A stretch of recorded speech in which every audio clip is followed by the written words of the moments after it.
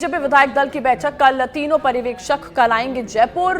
बड़ी खबर आपको बता दें, बैठक के बाद कल ही सीएम के नाम का ऐलान भी संभव हो सकता है। तो बड़ी खबर आपको बता दें, बैठक के बाद कल ही सीएम के नाम का ऐलान संभव हो सकता है। बड़ी खबर आपको बता दें, तीनों पर्यवेक्षक कल आएंगे जयपुर और बैठक के बाद कल ही सीएम के नाम का ऐलान भी संभव हो सकता है। तो देखिए, बीजेपी विधायक दल की बैठक और ये बड़ी खबर आपको हम दे दें कि ऐसा माना जा रहा है कि कल आएंगे तीनों पर्यवेक्षक और कल सीएम के चेहरे पर मुहर लग सकती है। ये संभव हो सकता है कि कल ऐलान हो जाए।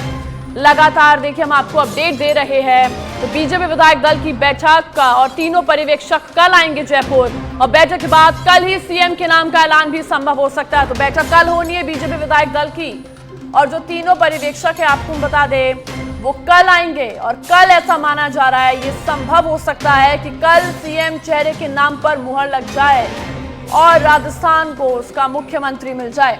तो ये बड़ी खबर आपको हम दे दें। लगातार कयास लग रहे थे, लगातार आपको बता दें कि कल राज्य के आवास पर बहुत से विधायक वहां पर पहुंचे, अलग अलग गतिविधियां हो रही है, लेकिन अभी साफ नहीं हो पा रहा है कि आखिर कौन बनेगा राजस्थान का मुख्यमंत्री। लेकिन अब कल विधायक दल की बैठक होनी है और आप देख सकते हैं राजनाथ सिंह यहां पर आप देख सकते हैं तस्वीरों में। लेकिन बड़ी खबर इस बीच ये है कि विधायक दल की बैठक कल हो सकती है और तीनों पर्यवेक्षक कल जयपुर आएंगे और कल ऐसा माना जा रहा है कि सीएम के नाम का ऐलान संभव हो सकता है, यानी कि कल मुहर लग सकती है। तो अब वो दिन शायद करीब आने वाला है जब राजस्थान को उसका मुख्यमंत्री मिल जाएगा और ये सस्पेंस खत्म हो जाएगा। लेकिन अभी ये सस्पेंस बरकरार है।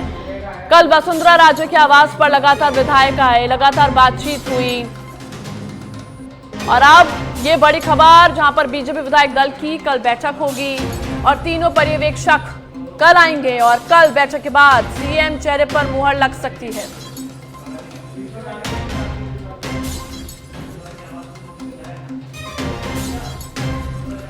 और आपको सीधा हम लेके चलते लाल सिंह फौजदार के पास जो हमारे साथ लाइव जुड़ गए। लाल सिंह, देखिए अब कल बैठक होगी और कल ऐसा माना जा रहा है कि कल फाइनली शायद ये सस्पेंस खत्म हो जाए और राजस्थान को उसका मुख्यमंत्री मिल सकता है।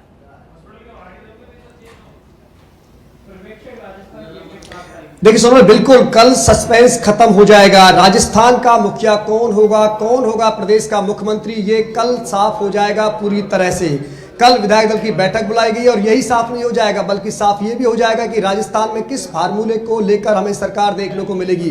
जिसको लेकर लगातार सस्पेंस बरकरार था उस पर अब पूरी तरह से तस्वीर साफ हो गई है। कल राजस्थान की जनता को, तमाम नेताओं को, कार्यकर्ताओं को पता लग जाएगा कि राजस्थान का नेतृत्व कौन करेगा, कौन होगा सीएम जो भाजपा के मैनिफेस्टो को लागू करने के दावे और वादे को पूरी तरह से जनता के बीच लेकर जाएगा। चूंकि जिस तरह छत्तीसगढ़ में एक नया सीएम लाया गया, उसी तरह मध्य प्रदेश में आज लगभग तय हो जाएगा और इसके बाद यह भी माना जा रहा है कि जल्द ही राजस्थान से भी अब जो तस्वीर सामने आ रही है, कल विधायक दल की बैठक के साथ पूरी तरह तस्वीर साफ हो जाएगी। कौन सीएम होगा राजस्थान का, क्या यहां पर भी छत्तीसगढ़ का फार्मूला अपनाया जाएगा, नए चेहरों पर दाव खेला जाएगा या फिर पुराने चेहरों को मौका मिलेगा, इसके लिए हमें थोड़ा इंतजार करना पड़ेगा। लेकिन हाँ, ये तय है कि कल राजस्थान की जनता को सीएम मिल जाएगा। इसके साथ ही ऐसा माना जा रहा है कि इस बार भारतीय जनता पार्टी राजस्थान में लंबे समय बाद, अगर भारतीय जनता पार्टी के इतिहास को देखें तो भारतीय जनता पार्टी में डिप्टी सीएम की परंपरा बहुत समय से नहीं है, लेकिन हो सकता है इस बार 2 डिप्टी सीएम बनाए जा सकते हैं। क्योंकि भारतीय जनता पार्टी इस बार तीनों राज्यों के जो सीएम बना रही है वह न केवल जातिगत समीकरण साध रही है बल्कि 2024 के लोकसभा चुनाव को लेकर भी ध्यान में रख रही है। यही वजह है, आपने नया प्रयोग देखा होगा छत्तीसगढ़ में, किस तरह छत्तीसगढ़ में पहली बार भारतीय जनता पार्टी ने एक आदिवासी चेहरे पर दाव खेला, जो अपने आप में तमाम सियासी जानकारों के लिए काफी चौंकाने वाला फैसला था। अब तक छत्तीसगढ़ में भारतीय जनता पार्टी ने किसी आदिवासी को सीएम नहीं बनाया था, लेकिन जैसे कि उम्मीद की जा रही थी कि इस बार चौंकाने वाले फैसले हो सकते हैं, चौंकाने वाला फैसला हुआ। आदिवासी चेहरा सामने आया और साथ ही 2 डिप्टी सीएम भी सामने आए। क्या राजस्थान में फार्मूला अपनाया जाएगा, क्या राजस्थान में 1 सीएम और 2 डिप्टी सीएम होंगे, इसके लिए हमें इंतजार जरूर करना पड़ेगा। लेकिन हाँ, चौंकाने वाला फैसला भी हो सकता है, इससे इनकार नहीं किया जा सकता। इसके साथ ही मैं लगातार एक बात सोनल कह रहा हूं कि न केवल सीएम को लेकर एक्सरसाइज चल रही है, एक्सरसाइज हो रही है। अगर डिप्टी सीएम बनाए जाते हैं तो उनके नामों पर भी चर्चा हो रही है और साथ ही एक छोटा मंत्रिमंडल भी आपको शपथ लेता हुआ दिखाई देगा। माना जा रहा है करीब 12 से 13 मंत्री सीएम के साथ शपथ ले सकते हैं। जी सोनल। लाल सिंह, क्या इस बात को लेकर भी कुछ जानकारी है आपके पास कि या कुछ नामों का कहीं ना कहीं कयास लगाए जा रहे थे कि कुछ ऐसे नाम हैं जो सीएम चेहरे पर उम्मीदवार के तौर पर देखे जा रहे थे, क्या उस बात को लेकर आपके पास कोई जानकारी?